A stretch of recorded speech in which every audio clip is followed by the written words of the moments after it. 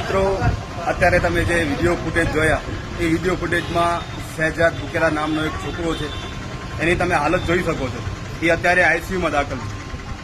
માર કોઈ અસામાજિક તત્વે નથી માર્યું. આ વખતે ખાખીએ જ એક વ્યક્તિ ઉપર રોપ જમાવી અને માર મારવામાં આવ્યો છે, અને એટલે હદ સુધી માર મારવામાં આવ્યો છે કે ડોક્ટરના રિપોર્ટ કહી રહ્યા છે કે આ મારના લીધે આ છોકરાના પેશાબમાં જે લોહી આવી છે. મિત્રો, આ ઘટના છે 4 તારીખની.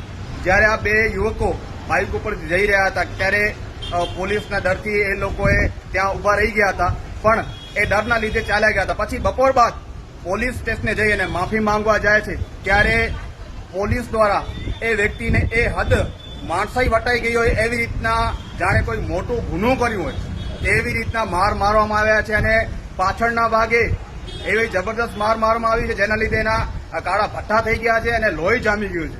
ત્યારબાદ એ છોકરાએ ડરના લીધે કોઈ પરિવારને વાત નથી કરી.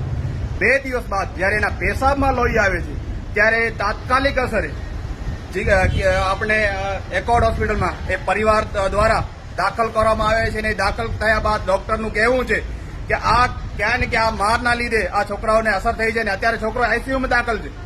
અને બહુ ગંભીર પ્રશ્ન એ છે કે કાલથી આ છોકરો હોસ્પિટલમાં દાખલ છે, પણ અત્યાર સુધી કોઈ પણ જાતનું એમએલસી થઈ ગઈ છે, પણ અત્યાર સુધી કોઈ પણ જાતનું પોલીસ પ્રશાસન દ્વારા કોઈ પણ જાતનું નિવેદન કે ફરિયાદ નોંધવા માટે તાજવીજ હાથ નથી ધરેલી.